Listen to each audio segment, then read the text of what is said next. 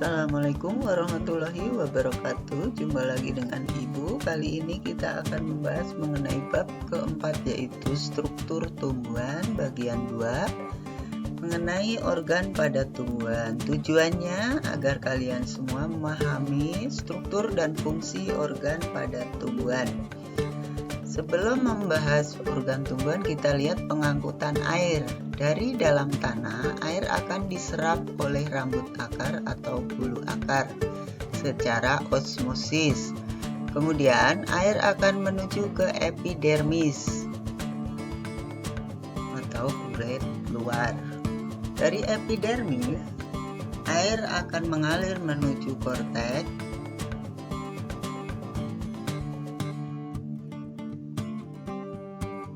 atau kulit pertama. Dari korteks, air akan berpindah menuju endodermis atau kulit dalam.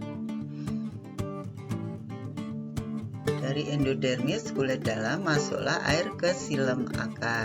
Itulah pengangkutan ekstravaskuler atau di luar pembuluh secara osmosis.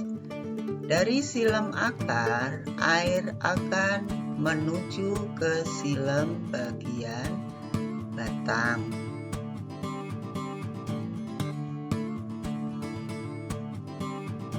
Dari silem bagian batang, maka air akan mengalir atau berpindah ke seluruh silem bagian daun yang akan digunakan untuk fotosintesis. Itulah pengangkutan intravaskuler yang dipengaruhi 3 macam faktor: tekanan akar, kapilaritas silem, dan daya isap daun.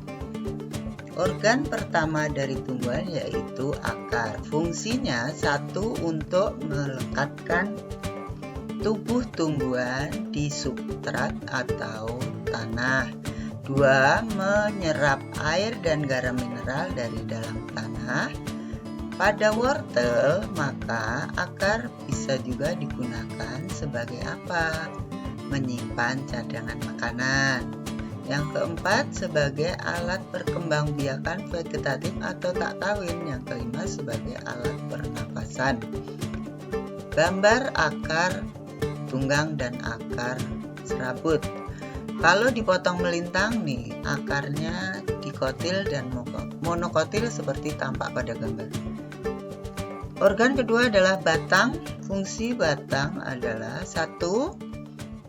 Untuk menopang atau menegakkan tubuh tumbuhan. 2.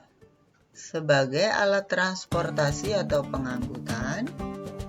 Yang ketiga, sebagai alat penyimpan cadangan makanan. Pada tanaman apa? Ayo, tebu dan sagu.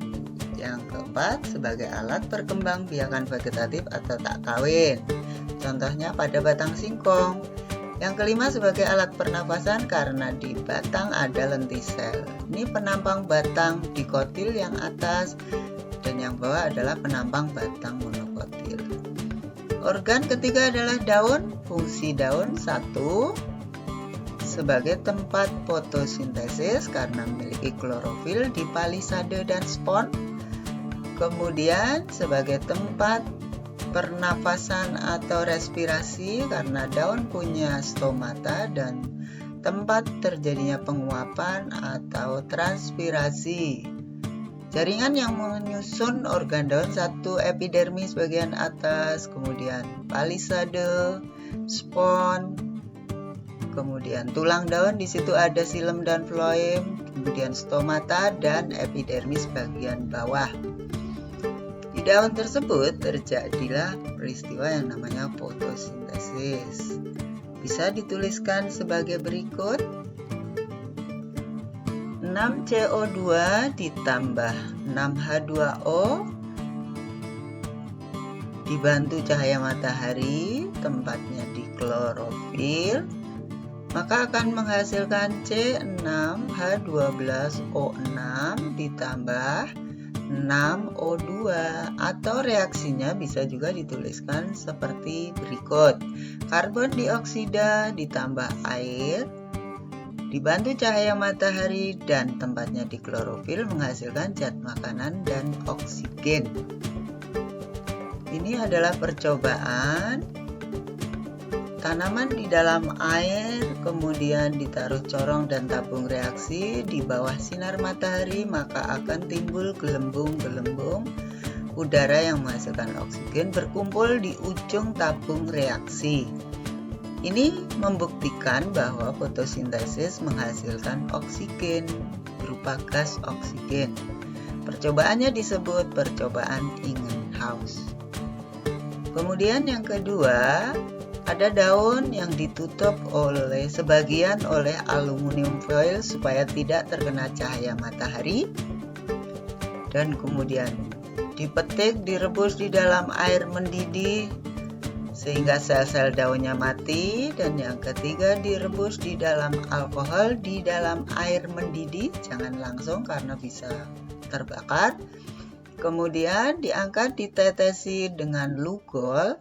Ternyata yang tertutup oleh aluminium foil warnanya pucat, sedangkan sisi lainnya warnanya biru tua. Hal ini membuktikan bahwa proses fotosintesis menghasilkan amilum atau zat tepung. Karena zat tepung bila ditetesi lugol warnanya biru tua. Ini percobaannya disebut percobaan SAS. Organ berikutnya adalah bunga. Kita lihat bagian-bagian bunga. Nomor 4 adalah kepala putih. Nomor 5 apa coba? Tangkai putih. Nomor 6 adalah bakal biji. Ini merupakan bagian putih alat kelamin betina. Nomor 2 adalah kepala sari.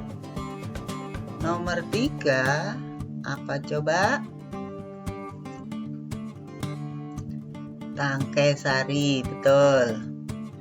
Kepala sari dan tangkai sari adalah bagian dari benang sari alat kelamin jantan. Nomor 1 mahkota, dan nomor 9 adalah kelopak.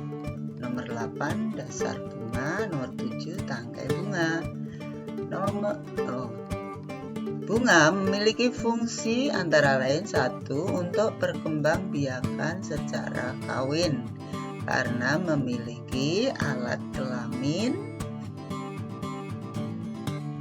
jantan yaitu benang sari, dan memiliki alat kelamin betina yaitu putik. Dan pada bunga juga memiliki perhiasan yaitu berupa mahkota dan kelopak. Nomor 6 tadi bakal biji, maka akan tumbuh menjadi biji.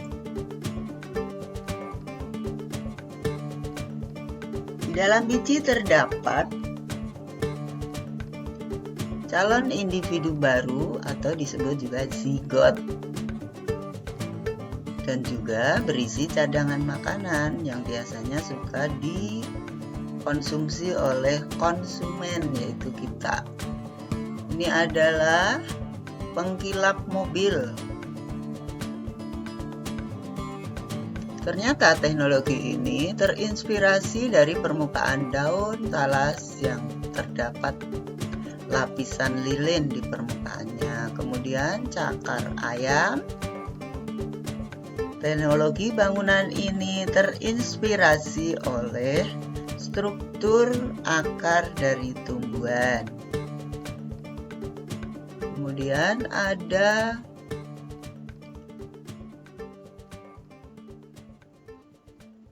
panel surya. Teknologi ini terinspirasi dari mesofil daun yang melakukan fotosintesis, mengubah cahaya matahari menjadi energi kimia. Sedangkan kalau panel surya mengubah cahaya matahari menjadi energi listrik.